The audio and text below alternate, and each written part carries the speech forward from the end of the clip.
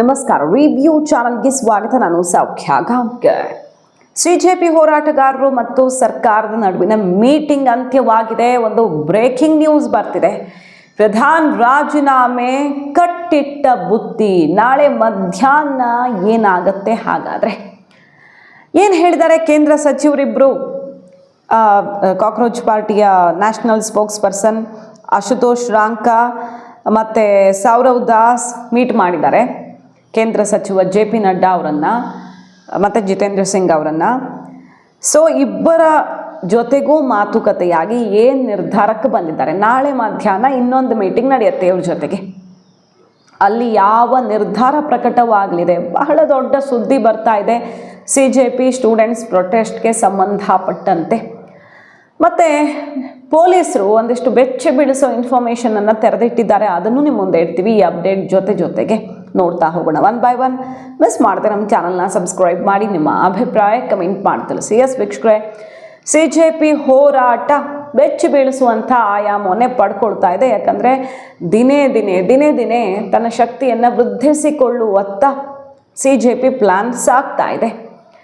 Students ಏನು ಬೇಕಾದರೂ ಮಾಡಬಹುದು, ಹುಷಾರ್ ಅಂತ ಸರ್ಕಾರಕ್ಕೆ ಎಚ್ಚರಿಕೆ ಕೊಟ್ಟಿದ್ದಾಯಿತು. ಆಮೇಲೆ 4 ಪ್ರಪೋಸಲ್ ಕೊಟ್ಟ ಮೇಲೆ ಸರ್ಕಾರ ಒಪ್ಕೊಳ್ತು. ವಿ ಆರ್ ಹ್ಯಾಪಿ, ಕರೆದಿದ್ದಾರೆ, ಹೋಗ್ತಾ ಇದ್ದೀವಿ, ನ್ಯೂಟ್ರಲ್ ಪ್ಲೇಸ್ಗೆ ಹೋಗ್ತಿದ್ದೀವಿ, JP ನಡ್ಡಾ ನಿವಾಸಕ್ಕೆ ಹೋಗೋಕ್ಕೆ ರೆಡಿ ಇಲ್ಲ ಅಂತ ಸರ್ಕಾರನೇ ಹೇಳಿತ್ತು. ನಿಮ್ಗೆ ಯಾವ ಪ್ಲೇಸ್ ಬೇಕೋ, ಯಾವ ಸಮಯ ಬೇಕೋ ಆಯ್ಕೆ ಮಾಡ್ಕೊಳ್ಳಿ ಅಂತ ಇವತ್ತು ಮಧ್ಯಾಹ್ನ ಮೀಟಿಂಗ್ ಆಗಿದೆ. ಹಾಗಾದರೆ ಆ ಮೀಟಿಂಗಲ್ಲಿ ಏನಾಗಿದೆ? ಬೇರೆಲ್ಲವನ್ನು ಸರ್ಕಾರ ಮಾಡೋದಕ್ಕೆ ಹೊರಟಿದೆಯಲ್ಲ, ಅದಕ್ಕೆ CJP ಬೆಂಬಲ ಸೂಚಿಸಿದೆ. ಯಾವ ರೀತಿ? ಓಕೆ, 1 ಕೋಟಿ ಪರಿಹಾರ, ಮತ್ತು FIR ಹಾಕಬಾರ್ದು, ಆಲ್ರೆಡಿ FIR ಬಿದ್ದಿರೋರ್ಗೂ ಕೂಡ ರಿಲೀಫ್ ಸಿಗಬೇಕು ಅನ್ನೋ ಡಿಮ್ಯಾಂಡನ್ನ ಇಟ್ಟಿದ್ದಾರೆ. ಬಹುತೇಕ ಸರ್ಕಾರ ಅದನ್ನೂ ಕೂಡ ಮನ್ನಿಸಬಹುದು, ಯಾಕಂದರೆ ಸ್ಟೂಡೆಂಟ್ಸು ಅನ್ನೋ ಕಾರಣಕ್ಕೆ. ಸ್ಟೂಡೆಂಟ್ಸ್ ಅಲ್ಲದಿರೋರನ್ನು ಏನು ಮಾಡ್ತಾರೆ ಅಂತ ಗೊತ್ತಿಲ್ಲ. ಸ್ಟೂಡೆಂಟ್ಸ್ ಅಲ್ಲದಿರುವ ಅಪರಿಚಿತರನ್ನು ಈಗಾಗಲೇ ಐಡೆಂಟಿಫೈ ಮಾಡಿದಾರಲ್ಲ, ಅವ್ರ ಕಥೆ ಏನೂ ಗೊತ್ತಿಲ್ಲ. ಸ್ಟೂಡೆಂಟ್ಸ್ಗಂತೂ ಏನೂ ಮಾಡಲ್ಲ ಸರ್ಕಾರ. ಅದು ಒಂದು ಮಹತ್ವದ ಡಿಮ್ಯಾಂಡ್ ಇವ್ರು ಇಟ್ಟಿರೋದು. ಯಾರ ಮೇಲೂ FIR ಬೀಳಬಾರ್ದು, ಮತ್ತು ಡೆಲ್ಲಿ ಪೊಲೀಸು ವಿಶೇಷ ಅಧಿಕಾರ, ಪ್ರಿವೆನ್ಷನ್ ಅಂತ ಯಾರನ್ನಾದ್ರೂ ಡಿಟೈನ್ ಮಾಡೋದು, ಇದೆಲ್ಲ ಆಗಬಾರ್ದು. ಸುಮಾರು ಡಿಮ್ಯಾಂಡ್ಸ್ ಇಟ್ಟಿದ್ದಾರೆ. ಸರ್ಕಾರ ಅದಕ್ಕೆಲ್ಲ ಪಾಸಿಟಿವ್ ಆಗಿದೆ. ಕಡೆಗೆ ಬಂದಿದ್ದು ಯಾವುದು ಗೊತ್ತು ನಿಮಗೆ? ಧರ್ಮೇಂದ್ರ ಪ್ರಧಾನ್ ರಾಜೀನಾಮೆ ವಿಷಯದ ನಾನ್ ನೆಗೋಷಿಯೇಬಲ್ ಅಂತ ಡಿಕ್ಲೇರ್ ಮಾಡಿದ CJP. ಅಂದರೆ ಅದರಲ್ಲಿ ಮತ್ತೆ ನೆಗೋಷಿಯೇಷನ್ನು, ಮಾತುಕತೆ ಇಲ್ಲ. ಅದೇ ಮೊದಲ ಕಂಡೀಷನ್ನು. ಅದರ ಜೊತೆಗಿದ್ದೆಲ್ಲ ಕಂಡೀಷನ್ನು. ಅವರೇ ಇದಕ್ಕೆ ರೆಸ್ಪಾನ್ಸಿಬಲ್, ಇಷ್ಟೆಲ್ಲ ಆಗೋಕ್ಕೆ ಅತ್ಯಂತ ಕರಪ್ಟು ಅಂತೆಲ್ಲ ಮುಗಿಬಿದ್ದಿದ್ರಲ್ಲ, ಅದೇ ರೀತಿಯಲ್ಲಿ ಅದು ನಾನ್ ನೆಗೋಷಿಯಬಲ್ ಮ್ಯಾಟರ್, ಇದನ್ನು ಸೈಡಿಗಿಟ್ಟು ಬೇರೆ ಮಾತಾಡೋಣ, ಅದಾಗಲೇಬೇಕು ಅಂತ ಬಟ್ ಹೇಳಿದ್ದಾರೆ. ಇಲ್ಲವಾದಲ್ಲಿ ಧರ್ಮೇಂದ್ರ ಪ್ರಧಾನ್ ಇನ್ನು 48 ಗಂಟೆಗಳ ಒಳಗಡೆ ರಾಜೀನಾಮೆ ಕೊಡದೇ ಇದ್ದರೆ ಸ್ಯಾಕ್ ಮಾಡಬೇಕು, ಬಿಸಾಕಬೇಕು, ಅವ್ರನ್ನ ಸ್ಯಾಕ್ ಮಾಡಿ ಬಿಸಾಕಬೇಕು. ಇದೆರಡೂ ಆಗಿಲ್ಲ ಅಂದರೆ ಇಡೀ ದೇಶಕ್ಕೆ ದೊಡ್ಡ ಕರೆಯನ್ನು ಕೊಡ್ತೀವಿ. ಈ ಹೋರಾಟ ಅಂತಿಂಥ ಆಯಾಮ ಪಡ್ಕೊಳ್ಳಲ್ಲ. ಇವತ್ತೇ ಜಿಲ್ಲಾ ಮಟ್ಟದಲ್ಲಿ ದೇಶವ್ಯಾಪಿ ಜಿಲ್ಲೆಯಲ್ಲೂ ಪ್ರೊಟೆಸ್ಟ್ ಮಾಡೋದಕ್ಕೆ ಶುರು ಮಾಡಿದ್ದಾರೆ. ಯಾಕೆ? ಸ್ಟೂಡೆಂಟ್ಸ್ ಮೇಲೆ ATM ಕೊಟ್ಟರು, ಕೈ ಎತ್ತಿದ್ರು ರೀಸನ್ ಇಟ್ಕೊಂಡು, ಮತ್ತು ತಮಗೆ ಸರಿಯಾದ ಸ್ಪಂದನೆ ಸಿಕ್ಕಿಲ್ಲ ಅಂತ ದೇಶವ್ಯಾಪಿ ವಿಸ್ತರಿಸುವ ಕೆಲಸ ಇವತ್ತಾಗಿದೆ.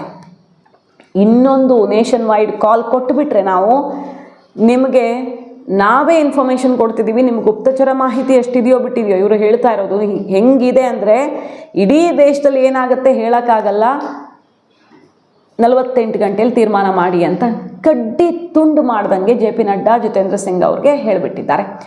ನೆಗೋಷಿಯೇಷನ್ನೇ ಇಲ್ಲ ಅಂತ. ಅದಕ್ಕೆ ಒಪ್ಪಿದ ಕೇಂದ್ರ ಸರ್ಕಾರ. ಒಪ್ಪಿದ ಅಂದರೆ ರಾಜೀನಾಮೆ ವಿಚಾರವನ್ನು ಚರ್ಚೆ ಮಾಡ್ತೀವಿ, ನಾಳೆ ಮಧ್ಯಾಹ್ನ ನಮ್ಮ ನಿರ್ಧಾರ ತಿಳಿಸ್ತೀವಿ ಅಂತ 24 ಗಂಟೆಗಳ ಟೈಮನ್ನು ಬೈ ಮಾಡಿದೆ ಅನ್ನೋದು ಈ ಕ್ಷಣದ ಬ್ರೇಕಿಂಗ್ ನ್ಯೂಸ್. ಧರ್ಮೇಂದ್ರ ಪ್ರಧಾನ್ ರಾಜೀನಾಮೆ ವಿಚಾರವನ್ನು ವಿಶ್ಲೇಷಣೆ ಮಾಡೋದಕ್ಕೆ ಈಗ ಹೈಕಮಾಂಡ್ ನಾಯಕರು, ಅಂದರೆ ಪಕ್ಷದಲ್ಲೂ ಒಂದಿಷ್ಟು ವಿಚಾರಗಳಿರ್ತವೆ, ಮತ್ತು ಸರ್ಕಾರದ ಮಟ್ಟದಲ್ಲಿ ಅಮಿತ್ ಶಾ, ಮೋದಿ, ಈ ಥರ ಪ್ರಮುಖರ ಜೊತೆಗೆ ಈಗ ಜಿತೇಂದ್ರ ಸಿಂಗ್, JP ನಡ್ಡಾ ಅವರು ಧರ್ಮೇಂದ್ರ ಪ್ರಧಾನ್ ರಾಜೀನಾಮೆ ವಿಚಾರವನ್ನು ಡಿಸ್ಕಷನ್ ಸ್ಟಾರ್ಟ್ ಮಾಡಿದ್ದಾರೆ. ನಾಳೆ ಮಧ್ಯಾಹ್ನದ ಒಳಗಡೆ ತೀರ್ಮಾನವನ್ನು CJP ಎದುರು ಇಡಬೇಕು. ನಾಳೆ ಮಧ್ಯಾಹ್ನ ಒಂದು ಮೀಟಿಂಗ್ ಇದೆ. ಆ ಮೀಟಿಂಗಲ್ಲಿ ಇದು ಇತ್ಯರ್ಥ ಆಗಿಲ್ಲ ಅಂದರೆ ನೇಷನ್ ವೈಡ್ ಪ್ರೊಟೆಸ್ಟು ಅಂತಿಂಥ ದೊಡ್ಡ ಪ್ರಮಾಣದಲ್ಲಾಗಲ್ಲ, ಹುಷಾರ್ ಅಂತ CJP ಈಗ ಸರ್ಕಾರವನ್ನು ಎಚ್ಚರಿಸಿದೆ. साफ शब्दों में ये बताया है कि धर्मेंद्र प्रधान जी के इस्तीफे क्या कहने से कुछ भी मंजूर नहीं होगा। पूरे देश भर में इस समय जहां अलग अलग आंदोलन चल रहे हैं, पूरे देश के युवाओं में जो गुस्सा है, जो आक्रोश है, एक सेंटीमेंट है, वो बहुत क्लियर सेंटीमेंट है that Dharmendra Pradhan has to resign और he needs to be sacked. सरकार से इस बारे में विस्तृत चर्चा हुई है। सरकार ने इस मुद्दे पर, इस पॉइंट पर जवाब देने के लिए कल दोपहर तक का समय मांगा है। हमने सरकार को बता दिया है कि पूरे देश भर में इस समय प्रदर्शन चल रहे हैं, जो प्रदर्शन बढ़ते जाएंगे और अगर हमें जल्द ही धर्मेंद्र प्रधान का इस्तीफा या बर्खास्ती नहीं मिली तो ये प्रदर्शन और व्यापक होंगे और जल्द ही कॉकरोच जनता पार्टी को एक और नेशनल कॉल देना होगा। हम उम्मीद करते हैं कि सरकार जल्द से जल्द धर्मेंद्र प्रधान को बर्खास्त करेगी या वो इस्तीफा देंगे और इस मामले को हमें कंक्लूजन की ओर लेकर जा पाएंगे। आपने सरकार को कोई मोहलत दी है, टाइम दिया है क्या? टाइम दिया है क्या सरकार को रिजाइन के लिए, समय के लिए? सरकार ने कॉम्पनसेशन पे और लीगल केसेस पे इन प्रिंसिपल एग्रीमेंट जताया है, पॉजिटिव है। धर्मेंद्र प्रधान की रेजिग्नेशन को लेकर कल सरकार ने फिर से समय मांगा है। कल दिन में सरकार से फिर मुलाकात होगी और हमें उम्मीद है कि कल धर्मेंद्र प्रधान जी का इस्तीफा लिया जाएगा। हमने सरकार को बता दिया है कि ये आंदोलन बहुत बड़ा हो रहा है, नेशनली स्प्रेड हो रहा है और जल्द ही अगर समाधान नहीं निकाला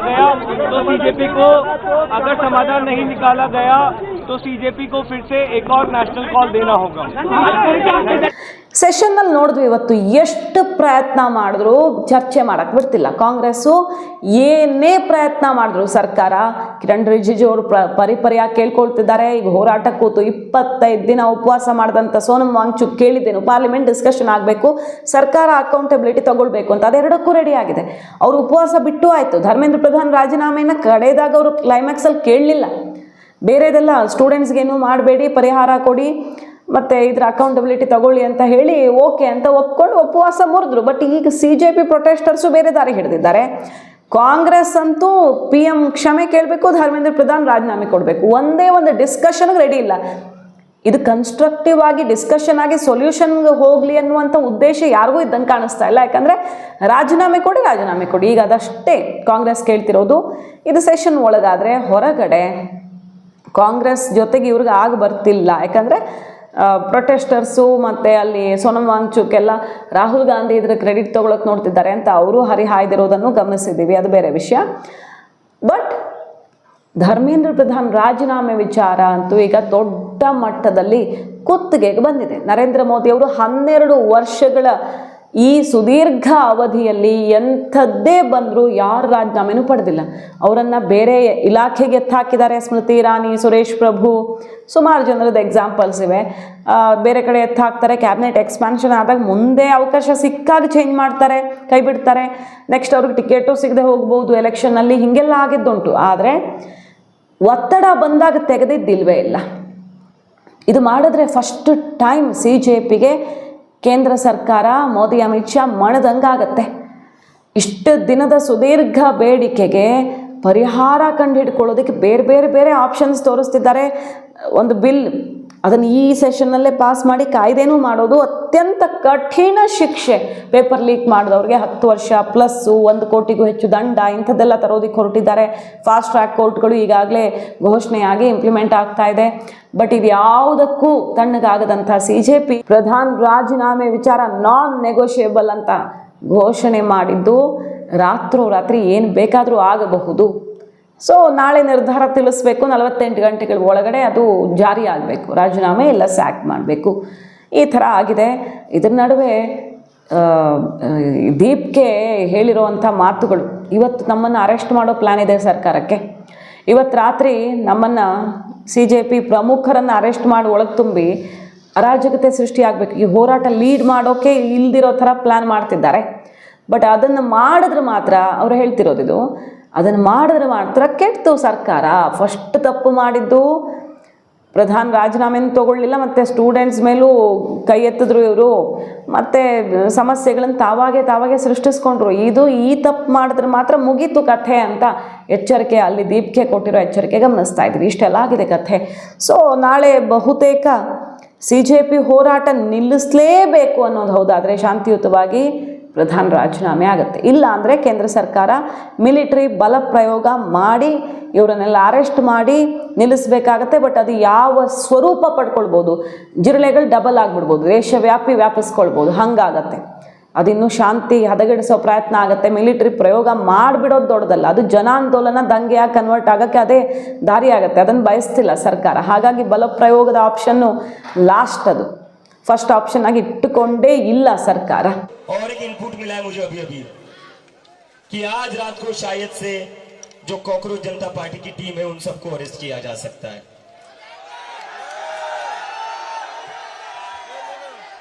मैं सरकार से कहना चाहता हूं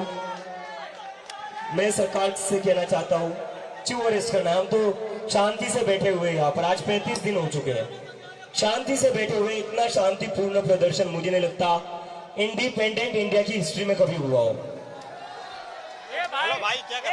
हम महात्मा गांधी के रास्ते पर चलने वाले लोग हैं, डॉक्टर बाबा साहेब अम्बेडकर के रास्ते पर चलने वाले लोग हैं, संविधान के रास्ते पर चलने वाले लोग हैं.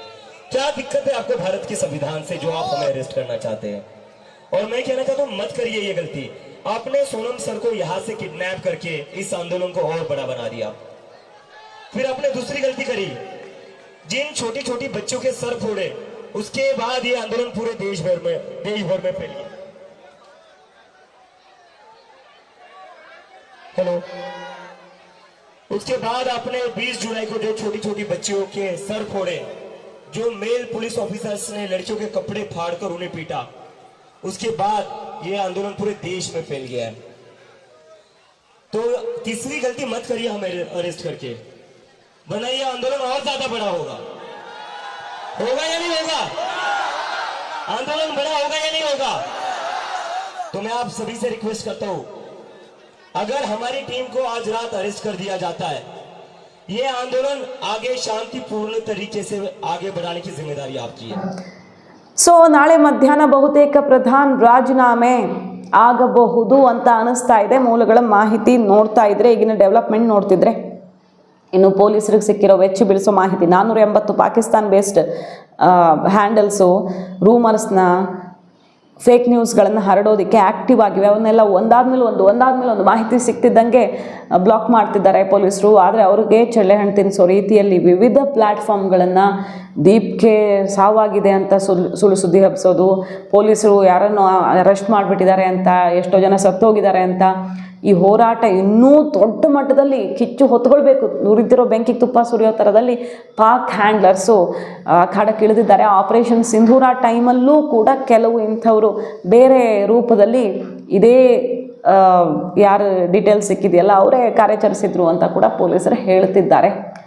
ಸೊ ವೆರಿ ಡೇಂಜರಸ್ ಆಗ್ತಿದೆ CJP ಹೋರಾಟ. ಫಾರಿನ್ ಲಿಂಕ್ ಅಂತೂ ಪ್ರತಿ ಹಂತದಲ್ಲೂ, ಎಲ್ಲಿಂದ ಫುಡ್ ಆರ್ಡರ್ ಆಗ್ತಿದೆ, ಎಲ್ಲಿಂದ ಬ್ಲ್ಯಾಂಕೆಟ್ಸ್ ಬರ್ತಿದೆ, ಎಲ್ಲಿಂದ ಇವ್ರಿಗೆ ಸಪೋರ್ಟ್ ಸಿಗ್ತಿದೆ, ಯಾವ್ಯಾವ ದೇಶಗಳಿಂದ ಸಪೋರ್ಟ್ ಸಿಗ್ತಿದೆ, ಇದೆಲ್ಲ ಲಿಂಕು ಕೂಡ ಗಮನಿಸ್ತಾ ಇದ್ದೀವಿ ನಾವು.